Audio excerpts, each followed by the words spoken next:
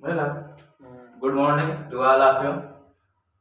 तो आज एक बार फिर से आप सभी लोगों को क्रॉस एग्जामिनेशन एकेडमी में स्वागत है। जैसा कि आप सभी लोग जानते हैं कि पिछली क्लास में हमने आप लोगों को पढ़ा रहे थे जैव व्याकरण, ठीक है। तो आज से हम एक नया चैप्टर शुरू करेंगे जो कि है जीव जनन। चैप्टर का नाम है जीव जनन कैसे करते हैं, ठीक है। ये हमारा क्लास 10 की सेकंड चैप्टर है, क्लास 10 चैप्टर नंबर 2 भैया, जिसका नाम है जीव जनन कैसे करते हैं, ठीक है भाइयों। तो ठीक है, आज हम लोग पढ़ेंगे कि जीव जनन कैसे करते हैं, ठीक। लेकिन उससे पहले अगर आप लोग हमारे चैनल पर नए हैं तो चैनल को पहले भाई सब्सक्राइब कर लीजिए और एक बार लाइक कर दीजिए, जिससे कि हम ये मोटिवेट हो जाएं कि हाँ हमारे बच्चे पढ़ रहे हैं, ठीक है। तो चलिए भाई बात करते हैं जनन। हाँ, सब लोग भाई रफ कॉपी निकाल लो, आराम से पढ़ते रहो, ठीक है। कोई दिक्कत किसी को नहीं, ठीक। चलो, पहले हेडिंग है भैया हमारा जनन, ठीक है। क्या है? जनन। तो जैसा कि आप सभी लोग जानते हैं कि एक आदमी होता है, उसको ये पता होता है कि अब हमको एक ना एक दिन मरना है, लेकिन उससे पहले कुछ ऐसा काम कर जाता है कि जिससे कि इस समाज में, इस सोशल में, इस दुनिया में उसका नाम होता है, ठीक है। और कुछ ऐसा काम कर जाता है कि जिससे कि उसकी जो जाति है, उसकी जो वंश है, उसकी जो प्रजाति है, वो लगातार इस यूनिवर्स में बनी रहती है। तो जो वर्क करता है, हाँ, या जो प्रोसेस करता है अपनी जाति को इस पृथ्वी पर बनाए रखने के लिए, वह क्या कहलाता है? जनन कहलाता है, ठीक है। तो भैया इसकी परिभाषा क्या होगी? परिभाषा उसकी ये होगी कि जीव अपनी जाति को निरंतर इस पृथ्वी पर बनाए रखने के लिए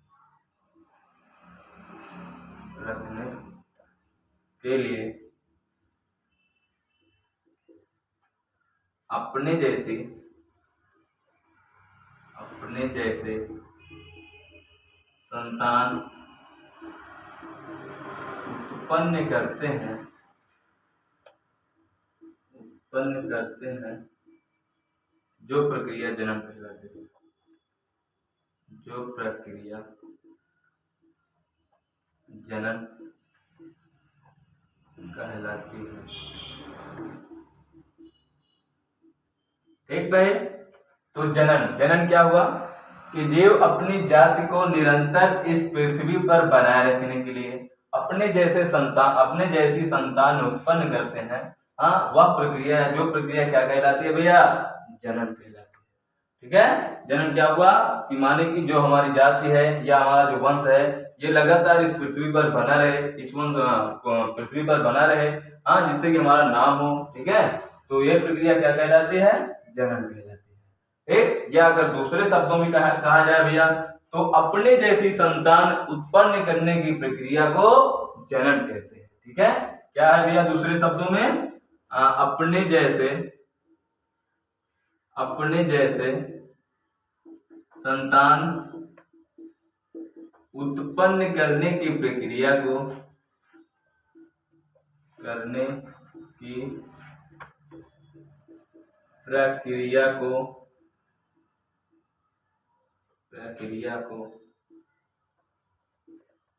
जनन कहते हैं, ठीक है भाई। क्या कहते हैं? जनन कहते हैं, ठीक है। अपने जैसे संतान उत्पन्न करने की प्रक्रिया को जनन कहते हैं, ठीक है। और जनन की आवश्यकता, ठीक है, अगली हेडिंग है भैया जनन की आवश्यकता। जनन की आवश्यकता क्या है? जनन की आवश्यकता यह है भैया कि अपनी जाति को निरंतरता बनाए रखते हैं, ठीक है। क्या करते हैं? अपनी, पहले इसको लिख लो, उसके बाद आगे बढ़े। लिख लिए सब लोग? लिख लिए भाई? मिटाएं? ठीक है। अब चलो भाई एक बार फिर से देख लो भैया। जनन, जीव अपनी जाति को निरंतर इस पृथ्वी पर बनाए रखने के लिए अपने जैसे संतान उत्पन्न करते हैं, जो प्रक्रिया आपका जनन कहलाती है, ठीक है। क्या कहलाती है? जनन कहलाती है। और दूसरे शब्दों में कहा जाए भैया तो दूसरे शब्दों में ये होगा इसका कि अपने जैसे संतान उत्पन्न करने की प्रक्रिया ही क्या कहलाती है, जनन कहलाती है। ठीक है, अब अगली हेडिंग है भैया जनन की आवश्यकता। ठीक है, क्या आवश्यकता है भाई अपनी कि मानो कि जनन करें।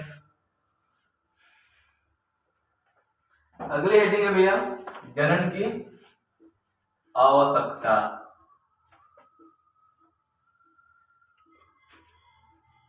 Requirement of reproduction. ठीक है, तो इसकी आवश्यकता क्या है भैया, इसकी आवश्यकता यह है कि जो जाति है उसके मान लीजिए जो संतान, मान लीजिए कोई आदमी है, ठीक है, तो उससे जन्म करने से उसकी संख्या में क्या होती है, वृद्धि होती है। ठीक है, नंबर 1 पॉइंट भैया, संख्या में वृद्धि होती है, संख्या में वृद्धि होती है, वृद्धि होती है। ठीक है, दूसरा है भैया आपका उस जीवों की जाति, जीवों की जाति निरंतर बनी रहती है, निरंतर बनी रहती है। ठीक है, तीसरा है भैया आनुवांशिक लक्षण,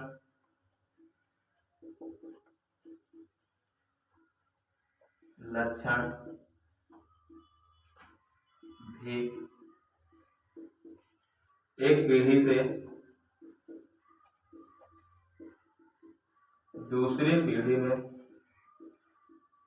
दूसरे पीढ़ी में जाते रहते हैं।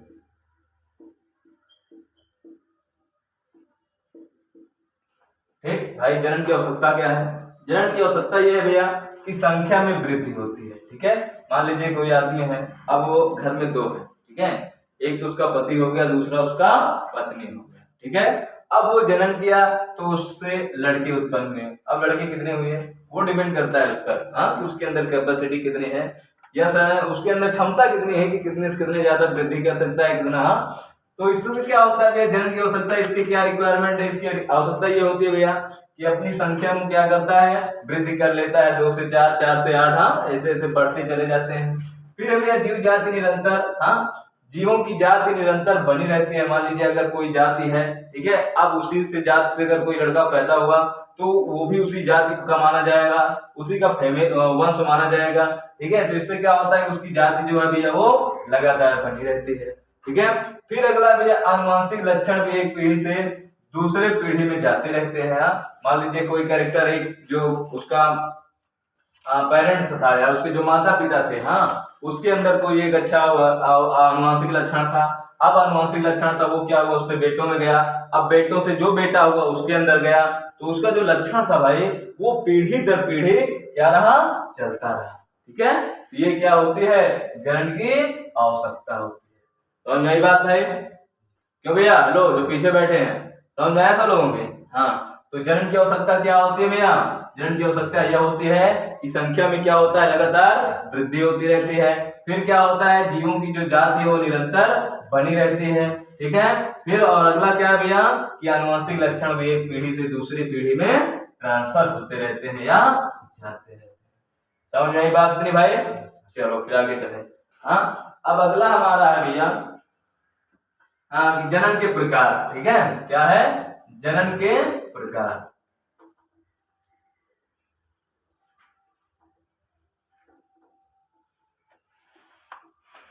अगले हेडिंग है भाई हमारा जनन के प्रकार। ठीक है, जनन के प्रकार। ठीक है, तो जनन कितने प्रकार के होते हैं भाई, बताओ, पता है किसी को जनन कितने प्रकार के होते हैं? जल्दी भाई सब लोग कमेंट में कमेंट करिए भाई। हाँ, जनन 2 प्रकार के होते हैं। ठीक है, कितने प्रकार के होते हैं, 2 प्रकार के होते हैं। पहला है भैया अलैंगिक, अलैंगिक जनन। ठीक है, दूसरा कौन सा है, बोलो भाई, बोल दिया करो, जोर से बोलो भाई, लैंगिक जनन। ठीक है, पहला है भैया आपका लैंगिक जनन, पहला है अलैंगिक जनन, दूसरा है अलैंगिक जनन। इसे कहते हैं असेक्सुअल रिप्रोडक्शन, और इसे क्या कहते हैं? Sexual reproduction. ठीक है, क्या कहते हैं? Sexual reproduction. ठीक है, अब अलैंगिक जनन क्या होता है? लैंगिक जनन क्या होता है? क्या है दोनों में वेरिएशन, डिफरेंट क्या है दोनों में, पता है कोई किसी लोगों को? देखो अंतर ये है भैया, अलैंगिक जनन जो होता है भैया, इसमें नर व मादा जो दोनों एक ही में पाए जाते हैं। ठीक है, ध्यान दो भाई सब लोग, लिखना बाद में। इधर देखो, जो अलैंगिक जनन होता है इसमें क्या होता है कि नर व मादा दोनों एक ही पार्ट में पाए जाते हैं। ठीक है, अब उसके बाद लैंगिक में क्या होता है कि नर अलग रहता है तो मादा अलग होता है। नर मीन समझ रहे हो ना क्या होता है? नर माने होता है भैया पुरुष, मादा माने होता है भैया स्त्री। ठीक है, क्या होता है? स्त्री। तो अब जब दोनों का कैरेक्टर एक ही में पाया जाएगा तो उसमें कौन सा जनन होगा? अलैंगिक जनन। अब जब दोनों कैरेक्टर अलग अलग होगा, माने कि उसमें जो पुरुष लिंग है वो अलग होगा, स्त्री लिंग अलग है भैया, तो इसमें कौन सा जनन होगा? लैंगिक जनन होगा। ठीक है, क्या होगा? लैंगिक जनन। अगर इसकी परिभाषा देखा जाए भाई, तो परिभाषा ये ऐसी होगी भैया कि जब कोई वस्तु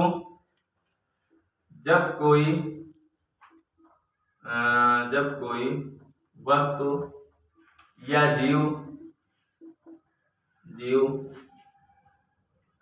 अपने ही शरीर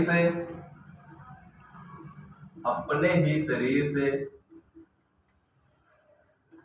ठीक है, कोई अंग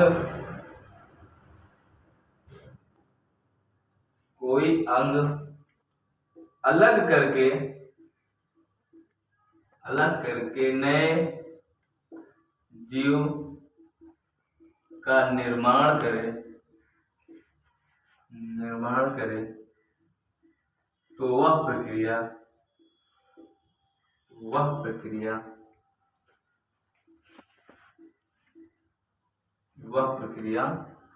अलैंगिक जनन कहलाती है।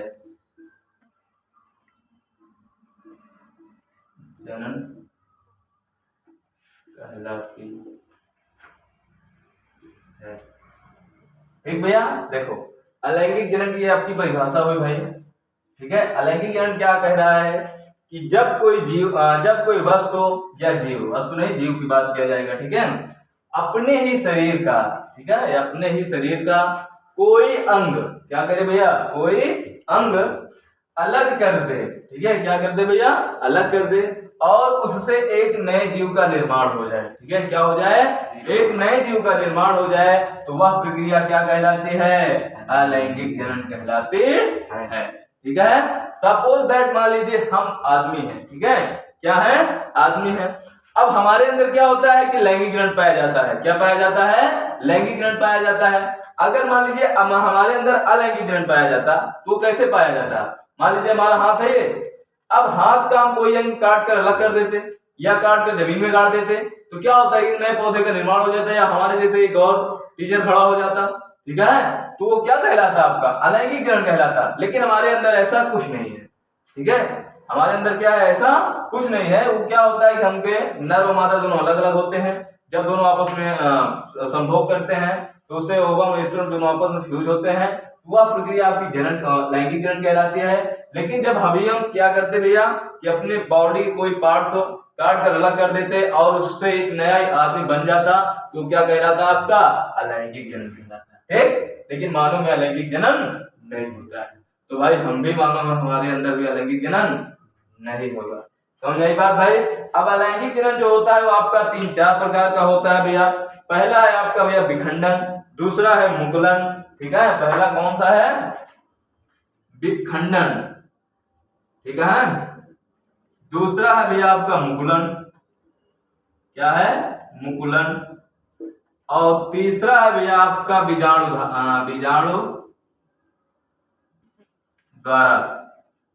धानी द्वारा। ठीक है,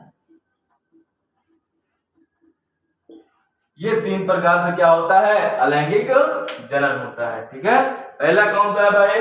खंडन है, दूसरा कौन सा है? मुकुलन है, तीसरा कौन सा है? बीजाणु धान है। ठीक है, अब उसके बाद चलिए देखते हैं खंडन विखंडन ये सब है क्या। ठीक है, लैंगिक जनन अभी बाद में बात करेंगे। ठीक है, समझ में आई बात भाई? Yes sir. चलो फिर आगे चलते हैं।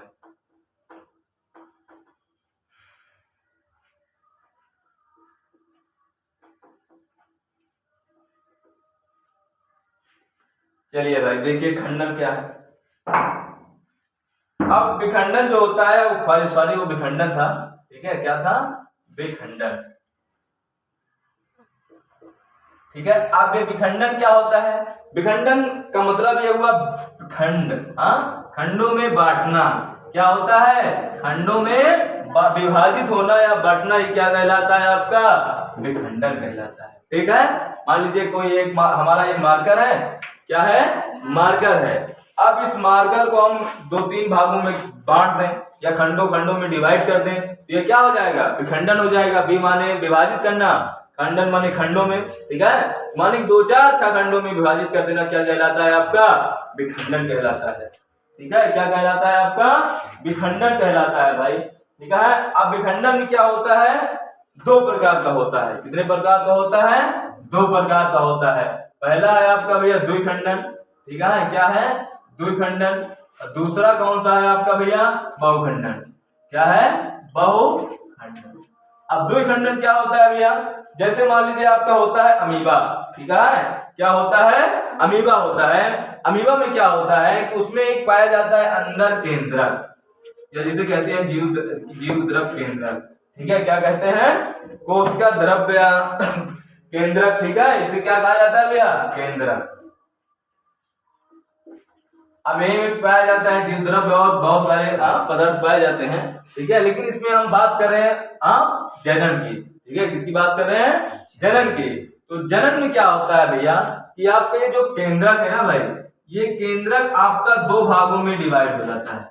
कितने भागों में? 2 भागों में क्या होता है? डिवाइड हो जाता है या काट दिया जाता है, बढ़ जाता है। तो ये क्या कहलाता है? आपका द्विखंडन। ठीक है, माने की कोई भी शरीर के या कोई भी अंग से 2 खंडों में डिवाइड हो जाना क्या कहलाता है आपका भैया?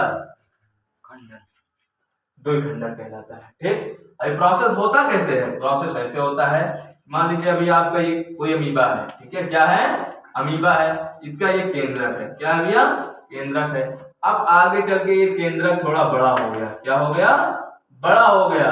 ठीक, फिर आगे चल के क्या हुआ भैया? थोड़ा ये 2 भागों में डिवाइड होने लगा। ठीक है, माने कि बंटवारा होने लगा।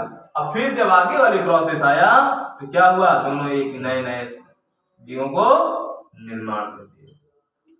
ठीक है, तो ये क्या हो जाता है? खंडन हो जाता है। समझ में आई बात? चलिए अब बात द्विखंडन। अब बात करते हैं हम बहुखंडन की। ठीक है, इसकी बात करेंगे बहुखंडन की। बहुखंडन में कुछ खास नहीं है भाई। ठीक है, क्या है? कुछ खास है नहीं। उसमें क्या होता है, जैसे आपका ये 2 भागों में डिवाइड हुआ, उसमें क्या होता है भैया? बहुत सारे भागों में डिवाइड हो जाता है। वह आपका क्या कहलाता है? बहुखंडन कहलाता है। माने कि बहुत सारे भागों में बंटना, डिवाइड होना, आपका क्या हुआ भैया? बहुखंडन। बात समझ आ रही? क्यों भैया? सही थे?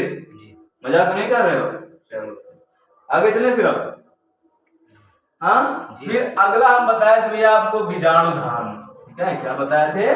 बीजाणुओं द्वारा। बीजाणुओं में क्या होता है भैया कि जैसे मान लीजिए उसमें भी कुछ, जैसे इन सब में है भैया वैसे उसी में। ठीक है, जैसे है भैया कि उसमें भी जैसे मान लीजिए अब आपका ये कोई जीव बन गया। क्या हो गया? जीव बन गया। ठीक है, अब इसमें केंद्रक पाया जाता था, इसमें क्या पाया जाएगा? बीजाणु पाया जाएगा। क्या पाया जाएगा? बीजाणु। अब ये जो बीजाणु है, ये जितने बीजाणु हैं, अब इन सब से क्या होगा? एक नए अमीबा का निर्माण हो जाएगा। ठीक, ये बीजाणु जो है भैया जितने जितने भागों में, जितने जितनी जगह पर, जितने जितने पार्ट पर, जहां जहां भी गिरेंगे या जहां जहां भी पाए जाएंगे, वहां से क्या होगा? एक नए जीव का निर्माण हो जाएगा। समझ आई बात? फिर इसी में अगला आ गया पुनरुद्ध भवन। क्या है? पुनरुद्ध भवन। अब पुनरुद्ध भवन क्या होता है भाई? चलो इस पर भी बात कर लेते हैं। पुनरुद्ध भवन। पुनरुद्ध भवन में क्या होता है? पुनरुद्धों का भवन होना। ठीक है, माने कि पुनः, माने कि आपका जो बॉडी है या कोई अंग है, ठीक है, वो बहुत सारे भागों में पुनः फिर से डिवाइड हो जाना, फिर से बन जाना। ठीक है, जैसे मान लीजिए आपका कोई जीव हुआ। क्या हुआ? जीव हुआ। ठीक है। अब ये जीव आप काट दिए, ऐसे इसको काट दिए, फिर इसको ऐसे काट दिए, 3 भागों में क्या हुआ, ये कट गया। ठीक है, कट गया ना, पुनरुद्ध माने पुनः। ठीक है, अब उसके बाद ये क्या हुआ भाई, 3 नया जीव बना लिया। क्या किया, 3 नया जीव बना लिया।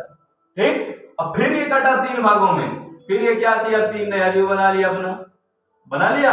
ये भी 3 भागों में कटकर 3 नया जीव बना लिया, ये भी 3 भागों में कटकर 3 नया जीव बना लिया। माने कि जितने अंग कटते जाते हैं और नए नए जीव बनते जाते हैं, ये सब क्या कहलाता है, आपका पुनरुद्ध भवन कहलाता है। क्या कर रहे हो तुम, काम हो गया तुम्हारा, करो अपना ना, समझ नहीं बात, तुम दोनों लोग भैया देखते रहो तुम लोग। आगे चले अब हम बात करते हैं भैया कायिक परिवर्धन नहीं, उसके पहले था हमारा मुकुलन। क्या था भाई, मुकुलन था हमारा। तो मुकुलन हमारा क्या कहता है भैया, कि कुछ जीव होते हैं जैसे ईस्ट हो गए। ठीक है, क्या हो गया, ईस्ट हो गया। ठीक है, ईस्ट उष्ट में क्या होता है भैया, कि आपका कुछ मान लीजिए आपका ये ईस्ट हो गया। ठीक है, क्या हो गया, ईस्ट हो गया। ठीक, अब इसमें ये केंद्रक था। क्या था भैया, केंद्रक था। अब उसके बाद ये केंद्रक यहाँ पर था। ठीक है, अब ये निकलकर थोड़ा देखो अब आगे आया, तो ये केंद्रक यहाँ पर था, ये डिवाइड होकर किस भाग से निकल आया। ठीक है, क्या मुकुलन, समझ रहे हो ना, क्या पढ़ा रहे हैं आपको हम, मुकुलन। ठीक है, मुकुलन माने कि मान लीजिए मुंह माने मुंह, कुलन माने निकलना। ठीक है, क्या करना, मुंह का निकलना, माने कि एक नए जीव का, माने जैसे आपका ये स्पोर ये था, दूसरा ये है। ठीक, अब अगली पीढ़ी में क्या हुआ भैया, माने कि अगले कुछ समय पश्चात क्या हुआ, एक ये निकल आया, एक निकल आया, एक ये निकल आया। अब जब ये 3 निकल आया भाई, तो आप एक ऐसे काट सकते हैं, एक ऐसे काट सकते हैं, 1 2 3 हो गया, नहीं हो गया। ठीक, तो क्या होगा, 3 नए जीव का निर्माण हो जाएगा। ये आपका क्या कहलाएगा भैया, मुकुलन कहलाएगा। ठीक, हाँ, अब अगली हेडिंग है भैया हमारा कायिक परिवर्धक। क्या है भैया, कायिक परिवर्धक। कायिक परिवर्धक हमारा क्या कहलाता है, कि इसमें क्या होता है कि पौधों के अंग, ठीक है, सॉरी क्या है भैया, कायिक प्रवर्धक। कायिक परिवर्धक, कायिक परिवर्धक में क्या होता है भैया, कि इसमें जो आपके मान लीजिए कोई पौधा है। ठीक है, पौधों के किसी भी भाग से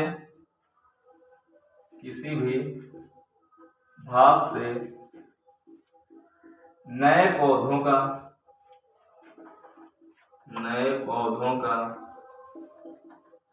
निर्माण होना कायिक प्रवर्धक कहलाता है। ठीक है, क्या कहलाता है भैया, कायिक प्रवर्धक कहलाता है। पौधों के किसी भी भाग से, ठीक है, मान लीजिए कोई पौधा है भाई, अब उसके कोई भी भाग से या कोई भी अंग से, ठीक है, एक नए पौधे का निर्माण हो जाए, वो क्या कहलाता है, आपका कायिक प्रवर्धक कहलाता है। पानी क्या हो गया, ठीक है, बात समझ में आई भाई, ठीक है।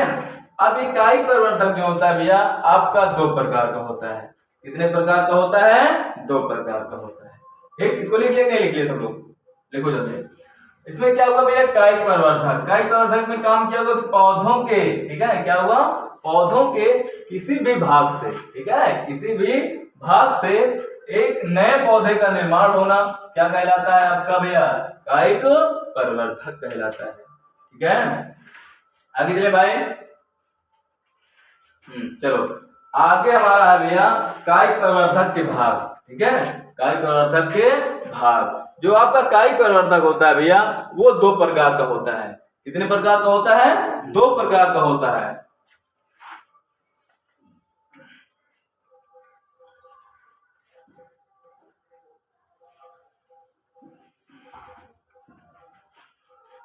पहला है भैया आपका, लिखना है क्या, अभी स्क्रीनशॉट मार कर लिख लेना। ठीक है, कायिक प्रवर्धक भैया आपका दो प्रकार का होता है, ठीक है। पहला है प्राकृतिक कायिक जनन। क्या है? प्राकृतिक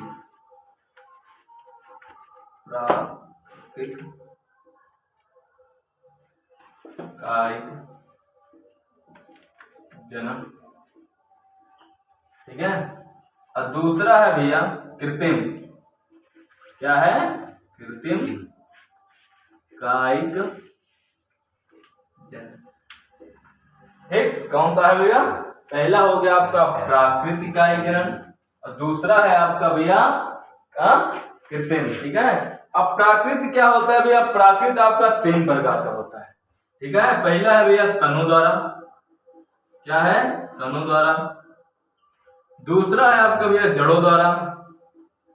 किससे भैया? जड़ों द्वारा। और तीसरा है आपका पत्तियों द्वारा। किसके द्वारा? पत्तियों द्वारा। समझ में आ रही बात? अब भैया जो प्राकृतिक जनन होता है माने कि ऐसा कायिक जनन, समझो मेरी बात, जो प्राकृत के रूप से हो। कैसे हो? प्राकृतिक रूप से हो, उसे क्या कहा जाता है? प्राकृतिक कायिक जनन कहा जाता है। और ऐसा जनन जो आर्टिफिशियल माने कि हम लोग करें, ठीक है, माने कि किसी पौधों में या किसी जीव जंतु में हम लोग उससे उसके में कुछ प्रोसेस करके कुछ काम करके एक नए पौधे का निर्माण करते हैं भैया, वो क्या कहलाता है? आपका कृत्रिम कायिक जनन कहलाता है, ठीक है। क्या कहलाता है? कृत्रिम कायिक जनन कहलाता है। इतना लिख लिया सब लोग? लिखो भाई जल्दी।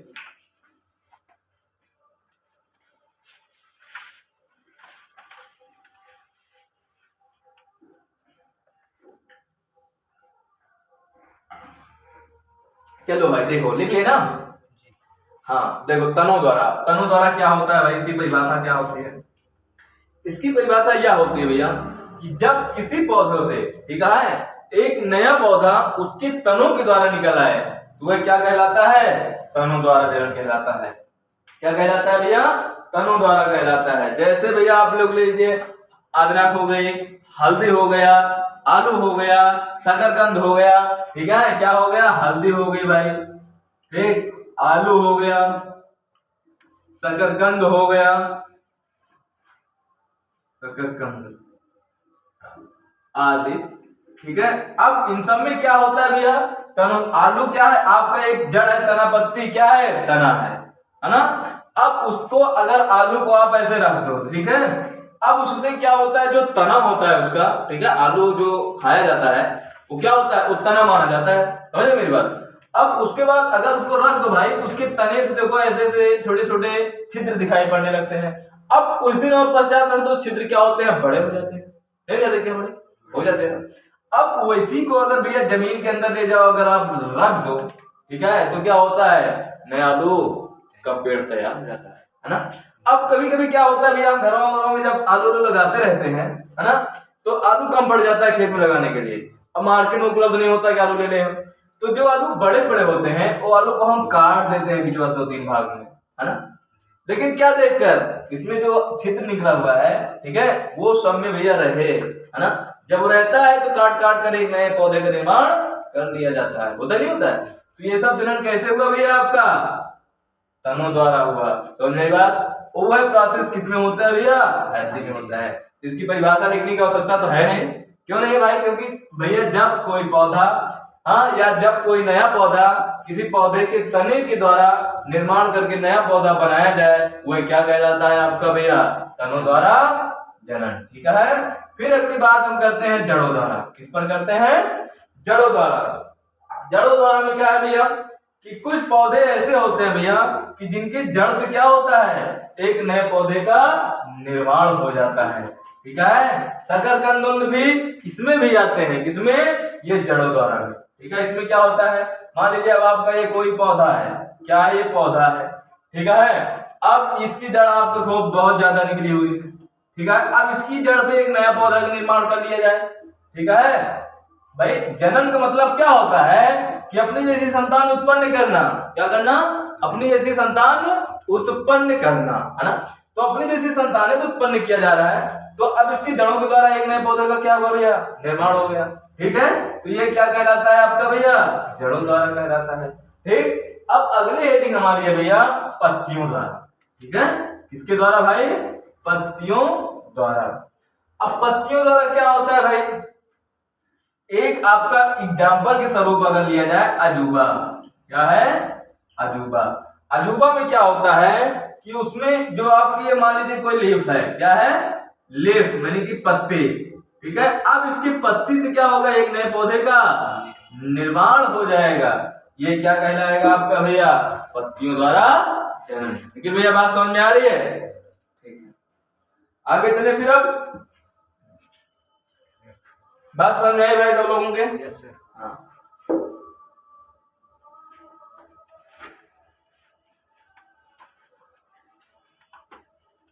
चलो भाई, अगला हमारी हेडिंग है भैया कृत्रिम कायिक जनन। ठीक है, क्या है भैया?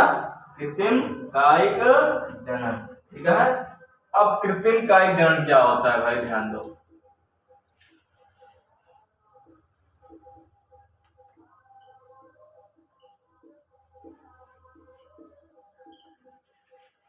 कृत्रिम माने कि आर्टिफिशियल, माने कि जिसको हम लोग, हाँ, या जिसकी मान लीजिए कोई पौधा है, ठीक है, उसमें हम लोग कोई प्रोसेस करके एक नए पौधे का निर्माण करते हैं भैया, वो क्या कहलाता है आपका? कृत्रिम। प्राकृतिक क्या होता है? जो प्राकृतिक रूप में बने, समझ रहे हो? माने कि जो अनुकूल परिस्थिति में अपने अकॉर्डिंग बने भैया, उसे तो हम लोग प्राकृतिक जनन बोल दिए। अब जिसको हम लोग अपने अकॉर्डिंग बना देते हैं कि अब तुम्हारी टाइम आ गई, चलो तुमको ऐसे तैसे कर दें, तुम्हारा एक नया पौधा का निर्माण हो जाएगा। ठीक है, तो वो क्या कहलाता है आपका? कृत्रिम कायिक। ठीक है, क्या कहलाता है? कृत्रिम। ये कितने प्रकार के होते हैं भैया? ये भी आपके 4-5 प्रकार के होते हैं। पहला है आपका भैया कलम लगाना। क्या है? कलम लगाना।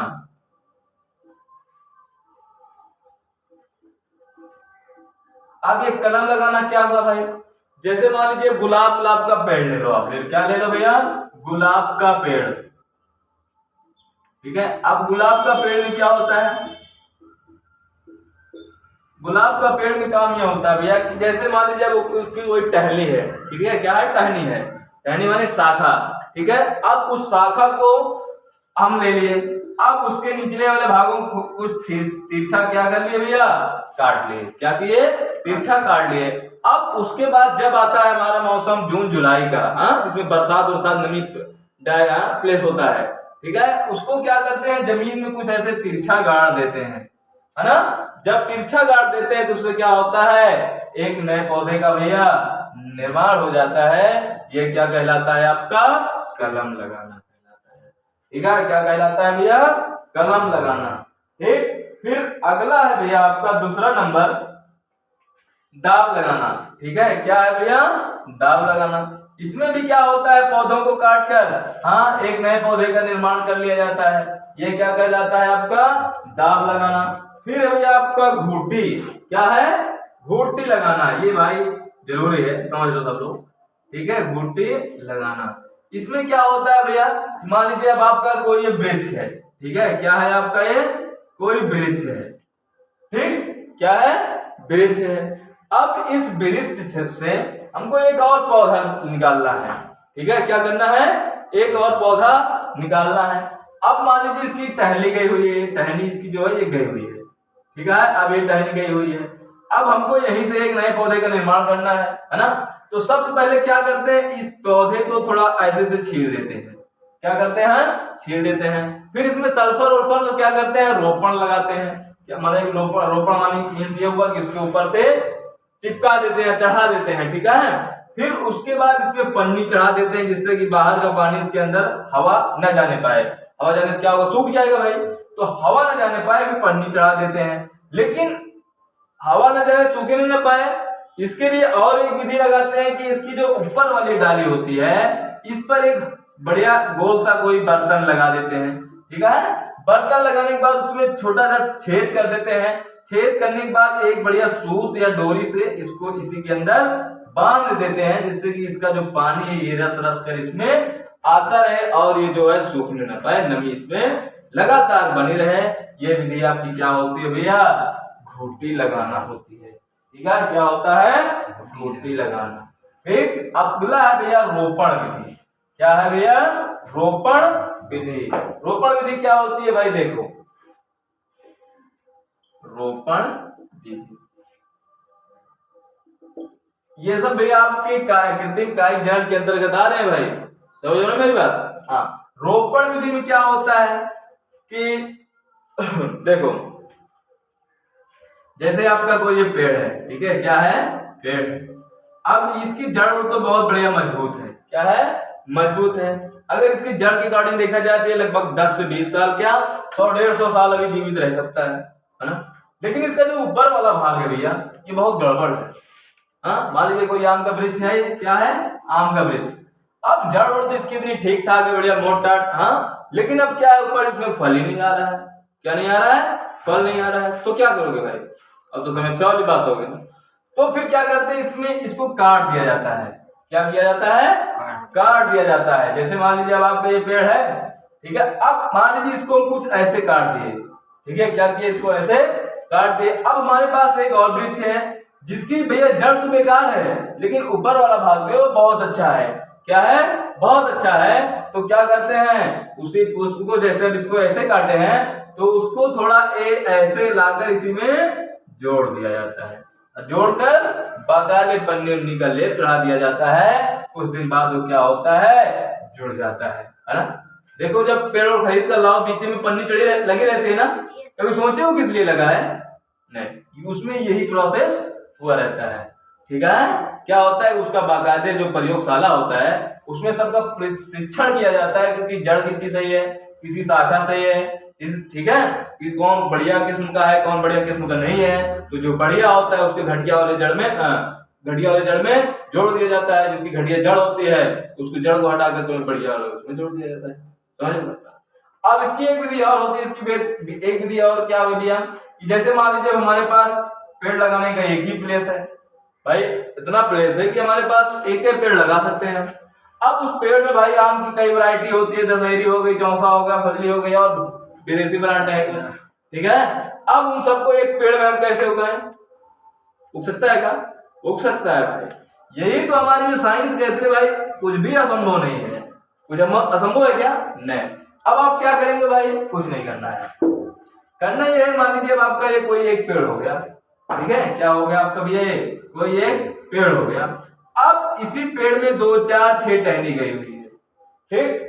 अब मान लीजिए 3 है, अब तीनों दशहरी की है कि नहीं है। अब एक काट कर इसमें दूसरी लाकर चौसा वाली जोड़ दो, चलो एक पेड़ से चौसा निकलेगा, ठीक। अब इसको काट कर आप इसमें फजली लगा दो लाकर, चलो फजली लगेगा। अब इसमें क्या होगा, दशहरी ऑलरेडी फली नहीं है।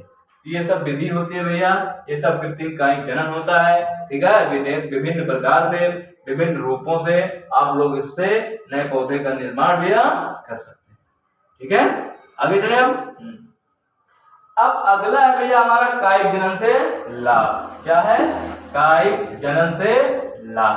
भाई अभी तक हम लोगों ने पढ़ लिया कायिक जनन कितने प्रकार के हुए, क्या क्या हुआ, कैसे हुआ। अब हम ये पढ़ेंगे भाई कायिक जनन तो कर लिए, बहुत कर लिए, ठीक है। अब लेकिन इससे लाभ क्या है ये नहीं पता है। हाँ, क्या मतलब था कायिक जनन करने से, और कोई जनन कर लेते हैं हम, हाँ, अलैंगिक जनन था, लैंगिक जनन था, क्या मतलब फर्जी हम कायिक जनन के पीछे परेशान थे, नहीं, इसका भी कोई मतलब होगा ना भाई। इसका मतलब ये है कायिक जनन से लाभ। लाभ ये है भाई कि अभी तक आप लोगों ने देखा कि इसमें बीज की आवश्यकता नहीं पड़ी कहीं का, दाब लगाए उसमें बीज की आवश्यकता नहीं पड़ी, तना से किए, जड़ों से किए, हाँ, घूटी लगाया, रोपण विधि किए, बहुत सारी विधि अपनाया गया ना, लेकिन उसमें कहीं बीज की आवश्यकता पड़ी क्या भैया, कि इसमें बीज मिले तो एक नए पौधे का निर्माण हो, है ना। तो इसमें पहला लाभ आपका ये हो गया कि जिस पौधों में, लिख ला भाई, जिस पौधों में बीज नहीं बनते हैं, बीज नहीं बनते हैं तथा कम बनते हैं, तथा कम बनते हैं, तो फिर भी तब पर भी नए पौधे का निर्माण किया जा सकता है, नए पौधे का निर्माण किया जा सकता है, ठीक। अब मान लीजिए भाई कोई आपका पौधा था, ठीक है, अब उसमें क्या हुआ कि बीज नहीं बन रहे थे, ठीक है, तो क्या होता है कि उसमें नए पौधे का निर्माण कर लिया जा सकता है ना भाई। जिसके अंदर बीज जिस पौधे में नहीं बनेगा उससे नए पौधे बनेगा क्या? नहीं बनेगा। लेकिन हमारा जो इकाई जनन है ना, वो कहता है हाँ क्यों नहीं बनेगा भाई, लगाओ ले जाकर दाब, तनों द्वारा नए पौधे का निर्माण कर लो, दाब लगा दो, रोपण विधि अपना लो, बहुत सारी विधि है भाई, कुछ भी अपना लो, नहीं बीज बन रहा है छोड़ो उसको, ठीक है। तो इससे क्या होता है कि जिस पौधों में बीज नहीं बनते उससे भी क्या होता है, नए पौधे का निर्माण हो जाता है, ठीक। अब इसमें और दूसरा नंबर हमारा क्या लाभ है कि पौधे कम समय में उगाते हैं, पौधे कम समय में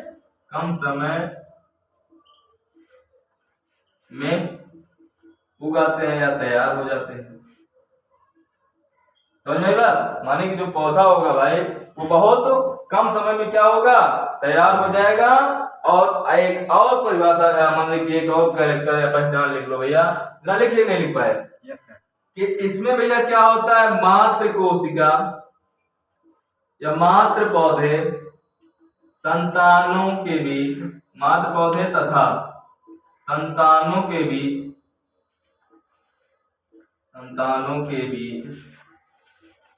भिन्नता नहीं पाई जाती, ठीक है, भिन्नता नहीं पाई जाती है। माने कि जैसे आपका पेरेंट्स होंगे उसी तरह उससे जो संतान होगी वो भी, ठीक है भाई, बात समझ में आई? तो ठीक है भाई, और आगे अब बचा है हमारा क्या, लैंगिक जनन, ठीक है, लिख लिया सब लोग ना? हाँ, क्या है हमारा भैया, लैंगिक जनन, लैंगिक जनन, ठीक भाई, जिसको हम अगले वीडियो में पढ़ेंगे, ठीक है। लैंगिक जनन पढ़ाकर ये चैप्टर क्या करेंगे भैया, आपका खत्म कर देंगे, ठीक है भैया। तो ठीक है, हमें उम्मीद है आप लोगों के समझ में अच्छे से आया होगा। अगर कहीं भी नहीं भी समझ में आया है भैया तो आप लोग हमें कमेंट के माध्यम से बता सकते हैं, हमेशा आपकी कमेंट का इंतजार करते थे और कर रहे हैं और करते रहेंगे, ठीक है भाई।